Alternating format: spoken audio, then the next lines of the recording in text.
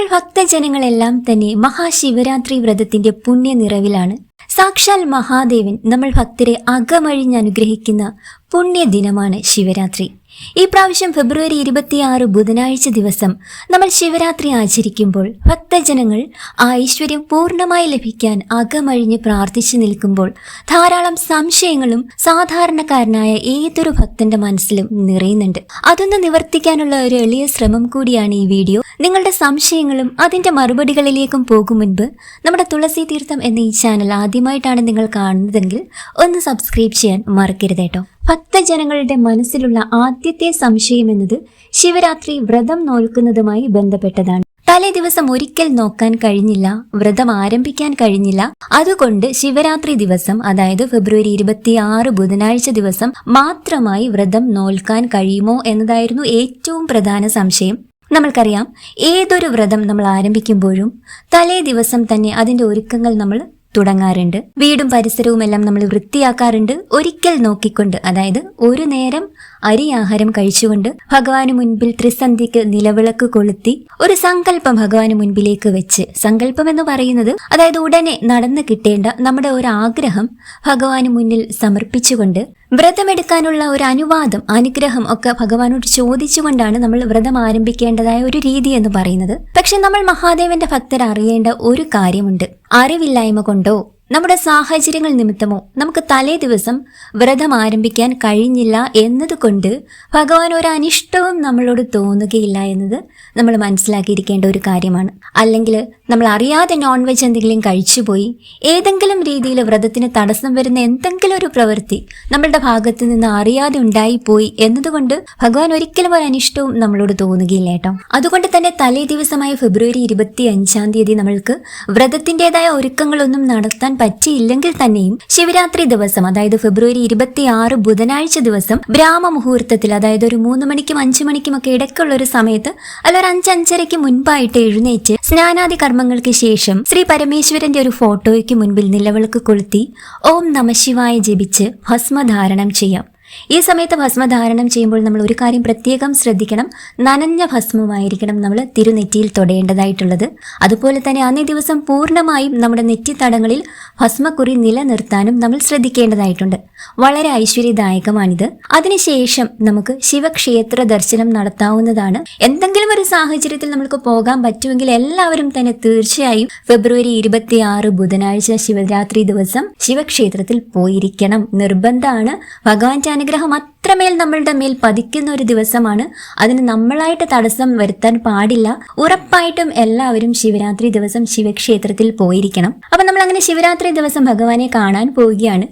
ഒരിക്കലും വെറും കൈയോടെ പോകരുത് കേട്ടോ. ഭഗവാൻ ഏറ്റവും പ്രിയപ്പെട്ട പുഷ്പങ്ങൾ നമ്മൾക്ക് ഒരു ഇലയിൽ കൊണ്ടുപോകാം, അല്ലെങ്കിൽ മാല കെട്ടിക്കൊണ്ടുപോകാൻ ഇഷ്ടമുള്ളവർക്ക് അങ്ങനെ ചെയ്യാം. അങ്ങനെ ഭഗവാൻ ഏറ്റവും ഇഷ്ടപ്പെട്ട പുഷ്പങ്ങൾ നമ്മൾക്ക് ഭഗവാന്റെ തിരുനടയിൽ സമർപ്പിക്കാം. അതുപോലെ തന്നെ അന്നേ ദിവസം ഭഗവാൻ ഏറ്റവും പ്രിയപ്പെട്ട കൂവളത്തില സമർപ്പിക്കാം, മാല കെട്ടി സമർപ്പിക്കാം. അതുപോലെ തന്നെ കൂവളത്തില കൊണ്ടുള്ള അർച്ചന ഭഗവാൻ ഏറ്റവും പ്രിയപ്പെട്ടതാണ്. നമ്മൾ എന്താ ആഗ്രഹിച്ച് മനസ്സിരുത്തി ഭഗവാനെ ഒന്ന് വിളിച്ച് ആ തിരുനടയിൽ 7 ദിവസമോ 14 ദിവസമോ 21 ദിവസമോ തുടർച്ചയായി ശിവഭഗവാന് കൂവളത്തില കൊണ്ട് അർച്ചന നടത്തിയാൽ അത് ഭഗവാൻ നടത്തി തരും എന്നത് അത്രമേൽ സത്യമായ ഒരു കാര്യമാണ്. കൂടാതെ ഈ ഒരു കൂവളത്തില അർച്ചനയിലൂടെ ഭയം, ആപത്ത് തുടങ്ങിയ സകല ദോഷങ്ങളും സാക്ഷാൽ ശ്രീ പരമേശ്വരൻ നമ്മളിൽ നിന്ന് മാറ്റി തരുന്നതാണ്. ശിവരാത്രി ദിവസം പൂർണ്ണമായി ഉപവസിക്കുന്നതാണ് ഉത്തമം. എങ്കിലും നമ്മുടെ ആരോഗ്യം അനുവദിക്കുന്നുണ്ടെങ്കിൽ മാത്രം പൂർണ്ണ ഉപവാസത്തിലേക്ക് പോയാൽ മതി. ദിവസം മുഴുവൻ ഓം നമഃശിവായ പഞ്ചാക്ഷരി മന്ത്രം നാവിലും മനസ്സിലും നിറയണം. ശിവപുരാണങ്ങൾ, ശിവമഹാത്മ്യ കഥകൾ, ശിവസ്തോത്രങ്ങൾ, കീർത്തനങ്ങൾ ഒക്കെ നമുക്ക് ചൊല്ലാം, കേൾക്കാം. ഇതൊക്കെ ചെയ്യാം. എല്ലാം ഐശ്വര്യപ്രദമാണ്. അതുപോലെ തന്നെ പൂർണ്ണ ഉപവാസത്തെക്കുറിച്ച് പറഞ്ഞപ്പോഴാണ് മറ്റൊരു കാര്യം ഞാൻ ഓർത്തത്.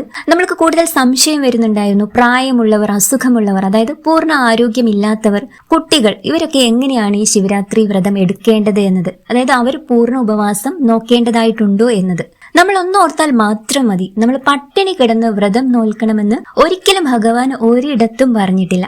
നമ്മുടെ ശരീരം, പ്രായം ഇതൊക്കെ കണക്കിലെടുത്തു വേണം നമ്മൾ ഏതൊരു വ്രതവും നോൽക്കാനായിട്ട്. പൂർണ്ണമായും മത്സ്യ മാംസാദികൾ ഒഴിവാക്കണം എന്നതാണ് വ്രതത്തിന്റെ ഏറ്റവും പ്രധാനമായ ചിട്ട കാര്യം എന്ന് പറയുന്നത്. അത് നമ്മൾ പൂർണ്ണമായിട്ടും നോക്കാൻ ശ്രമിക്കണം എന്ന് മാത്രമേ ഉള്ളൂ. പൂർണ്ണ ഉപവാസം എടുക്കാൻ ആരോഗ്യം അനുവദിക്കുന്നവർക്ക് അങ്ങനെ ചെയ്യാം. ജലം മാത്രം, തുളസി തീർത്ഥം മാത്രം കുടിച്ച് നൊയമ്പ് നോക്കുന്നവരുണ്ട്. അതുപോലെ പാലും പഴവും മാത്രം കഴിച്ച് വ്രതം എടുക്കുന്നവരുണ്ട്. ഇതെല്ലാം നമ്മളുടെ ഒരു സാഹചര്യം, നമ്മളുടെ ആരോഗ്യം ഇതൊക്കെ കണക്കിലെടുത്ത് നമ്മൾക്ക് മാറ്റം വരുത്താവുന്നതാണ്. പൂർണ്ണ ഉപവാസം അത്രമേൽ ഭക്തിയോടുകൂടി ശക്തമായ മനസ്സുള്ളവർക്ക് മാത്രം ചെയ്യാൻ പറ്റുന്ന ഒരു കാര്യമാണ്. അങ്ങനെയുള്ളവർ മാത്രം അതിലേക്ക് പോയാൽ മതി. നമ്മുടെ ആരോഗ്യം ആണ് മുഖ്യം. അത് ഉറപ്പായിട്ടും ശ്രദ്ധിച്ചിട്ട് വേണം ഏതൊരു വ്രതമാണെങ്കിലും നമ്മൾ പൂർണ്ണ ഉപവാസത്തിലേക്കൊക്കെ പോകാനായിട്ട്. ഇനി കുട്ടികളാണെങ്കിൽ, കുട്ടികൾ പഠിക്കുന്ന കുട്ടികളാവും, ചെറിയ കുട്ടികളാവും, അവർക്കൊരിക്കലും പൂർണ്ണ ഉപവാസമൊന്നും എടുക്കാൻ പറ്റില്ല. മുതിർന്നവർ അങ്ങനെ എടുക്കുന്നുണ്ടെന്ന് പറഞ്ഞ് കുട്ടികളെ ഒരിക്കലും നിർബന്ധിക്കാൻ പാടില്ല. അതുപോലെ ഒരു നേരം മാത്രമേ അരിയാഹാരം കഴിക്കാൻ പാടുള്ളൂ, പാലും പഴവും മാത്രം കഴിച്ചിരിക്കണം എന്നൊന്നും കുട്ടികളോട് ഒരിക്കലും പറയാൻ പാടില്ല. അവർക്ക് നോൺ വെജ് ഇന്ന് കഴിക്കാൻ പറ്റില്ല മക്കളെ എന്ന് പറഞ്ഞ് മനസ്സിലാക്കി കൊടുക്കാൻ ശ്രമിക്കാം. ചില കുട്ടികൾക്ക് നോൺ വെജ് ഒന്നും ഇല്ലാതെ കഴിക്കില്ല. അപ്പോൾ അതൊന്നും ഒരു ദിവസമല്ലേ, ഭഗവാന് വേണ്ടി നമ്മൾ സമർപ്പിക്കുന്ന ഒരു ദിവസമാണ്. അപ്പോൾ അതൊന്നും കുട്ടികൾക്ക് പുരാണങ്ങള്, കഥകള് ഒക്കെ ഭഗവാന്റെ പറഞ്ഞു കൊടുത്തിട്ട് ഒന്ന് മനസ്സിലാക്കാൻ ശ്രമിക്കാം. അങ്ങനെ കുട്ടികളോട് നോൺ വെജ് ഒഴിവാക്കി നിർത്താൻ മാത്രം പറഞ്ഞാൽ മതിയാകും. അല്ലാതെ അവരെ പൂർണ്ണ ഉപവാസത്തിലേക്കൊന്നും വിടരുത് കേട്ടോ. പിന്നെ നമ്മൾ ഏറ്റവും ശ്രദ്ധിക്കേണ്ട കാര്യം എന്ന് പറയുന്നത് ശിവരാത്രി ദിവസം പകൽ ഉറങ്ങാൻ പാടില്ല എന്നതാണ്. നമ്മൾക്ക് എല്ലാവർക്കും അറിയാം, രാത്രിയിലും നമ്മൾ ഉറക്കം ഒഴിയേണ്ട ഒരു ദിവസമാണ് ശിവരാത്രി എന്ന് പറയുന്നത്. ആരോഗ്യം പൂർണ്ണമായി അനുവദിക്കുന്നവർ മാത്രം അതിലേക്ക് പോയാൽ മതി. എങ്കിലും എത്രയും പേർക്കും എത്രയും നേരം ഉറക്കം ഇളയ്ക്കാൻ പറ്റുമോ അത്രയും നേരം നമ്മൾ ഉറക്കം ഇളയ്ക്കുന്നത് ഏറ്റവും ഐശ്വര്യദായകമാണ്. ആ സമയത്ത് ഫോണൊന്നും നോക്കിയിട്ട് ഇരിക്കണ്ട കേട്ടോ. ഇനി ഉറക്കം കളഞ്ഞിട്ടിരിക്കുകയാണ്, കുറച്ചു നേരം അപ്പൊ രാത്രി മുഴുവൻ ഫോൺ നോക്കിയിരുന്ന ഉറങ്ങില്ലല്ലോ എന്നൊന്നും വിചാരിച്ചിട്ട് ഫോണൊന്നും നോക്കിയിരിക്കാൻ ആരും ശ്രമിക്കേണ്ട. ഭഗവാന്റെ നാമങ്ങൾ, കീർത്തനങ്ങൾ ഇതൊക്കെ ചൊല്ലിക്കൊണ്ടിരിക്കുക. ഓം നമശിവായ എന്ന പഞ്ചാക്ഷരി മന്ത്രം, ഓം ഹ്രീം നമശിവായ എന്ന ശക്തി പഞ്ചാക്ഷരി മന്ത്രമൊക്കെ എത്രയും തവണ ചൊല്ലാവോ അത്രയും തവണ ചൊല്ലാവുന്നതാണ്. പിന്നെ ഞാൻ കഴിഞ്ഞ വീഡിയോയിൽ പറഞ്ഞതുപോലെ ഒരു ബുക്ക് എടുത്തിട്ട് 1 തൊട്ട് 108 വരെ അക്കങ്ങൾ എഴുതി വെക്കുക. വീണ്ടും 1 തൊട്ട് 108 വരെ അക്കങ്ങൾ എഴുതി വെക്കുക. അങ്ങനെ എത്രയും എഴുതാമോ അത്രയും, ഒരു 9 പ്രാവശ്യമൊക്കെ ആണെങ്കിൽ അത്രയും നല്ലതാണ്. എന്നിട്ട് നമ്മൾ ഓം നമശിവായ എന്നിങ്ങനെ 108 തവണ ആദ്യം, പിന്നെയും തുടർച്ചയായി അടുത്ത 108 തവണ അങ്ങനെ എഴുതിക്കൊണ്ടിരുന്നാൽ ഭഗവാന്റെ അനുഗ്രഹം അത്രമേൽ നിറയുമെന്നത് മാത്രമല്ല, നമ്മുടെ ഉറക്കവും ഒന്ന് മാറ്റിവെക്കാൻ പറ്റും. പിന്നെ നമ്മൾക്ക് ഏറ്റവും ചെയ്യാവുന്ന കാര്യം എന്ന് പറയുന്നത് ശിവക്ഷേത്രത്തിൽ അന്നേ ദിവസം രാത്രിയിൽ പോകാൻ പറ്റുന്നത് ഏറ്റവും ഉത്തമമാണ്. 4 യാമ പൂജകൾ ശിവരാത്രി ദിവസം ക്ഷേത്രത്തിൽ ഉണ്ടാകാറുണ്ട്. അതൊന്നും നമ്മൾ പങ്കെടുത്താൽ തന്നെ അത്രയും പുണ്യം മറ്റൊന്നും ഇല്ല എന്ന് തന്നെയാണ് പറയുന്നത്. വെളുപ്പിനെ വരെ ശിവക്ഷേത്രത്തിൽ നിന്നിട്ട് ഭഗവാന്റെ ആ യാമ പൂജകളിലെല്ലാം പങ്കെടുത്താൽ എന്താ ഐശ്വര്യം കിട്ടുക എന്നറിയുമോ? അതിന് കഴിയുന്നവരും, രാത്രിയിൽ ശിവക്ഷേത്രത്തിൽ പോകാൻ കഴിയാത്തവർ വീട്ടിലിരുന്നിട്ട് ഞാൻ ഈ പറഞ്ഞ ഈ നോട്ട്ബുക്കിനകത്ത് ഓം നമശിവായ ഒന്ന് എഴുതി നോക്കുക കേട്ടോ. എന്നിട്ട് പിന്നെ അടുത്ത ദിവസം ശിവക്ഷേത്രത്തിൽ പോവുകയാണെങ്കിൽ അവിടെ ഭണ്ഡാരത്തിൽ നമ്മൾക്ക് ആ ഒരു പേപ്പറൊക്കെ സമർപ്പിക്കാവുന്നതാണ്. ഇനി അതല്ലെങ്കിൽ നമ്മുടെ പൂജാമുറിയിൽ കീർത്തനമൊക്കെ ഉള്ള പുസ്തകങ്ങളിൽ നമ്മൾക്ക് സമർപ്പിക്കാവുന്നതാണ്. നമ്മളുടെ സാഹചര്യം നമ്മളെ എങ്ങനെ അനുവദിക്കുന്നോ അതനുസരിച്ചാണ് വ്രതങ്ങളൊക്കെ നോൽക്കേണ്ടത്. നമ്മൾക്ക് ഭഗവാനോട് മനസ്സിൽ നിറയുന്ന ഭക്തിയാണ് ഏറ്റവും പ്രധാനം. നമ്മൾ ചെയ്യുന്ന കർമ്മങ്ങൾ എങ്ങനെയാണ് അതൊക്കെയാണ് പ്രധാനം. നമ്മളുടെ സാഹചര്യം അനുവദിക്കുന്നതനുസരിച്ച് നമ്മൾ വ്രതം നോൽക്കിയാൽ മതിയാകും. അങ്ങനെ ഈ ഫെബ്രുവരി 26 ബുധനാഴ്ച ദിവസം, മഹാശിവരാത്രി ദിവസം വ്രതം നോൽക്കാൻ എല്ലാവർക്കും സാധിക്കട്ടെ. അതിന് ശ്രീ മഹാദേവന്റെ അനുഗ്രഹം എല്ലാവരിലേക്കും ഉണ്ടാകട്ടെ എന്ന് പ്രാർത്ഥിക്കുന്നു.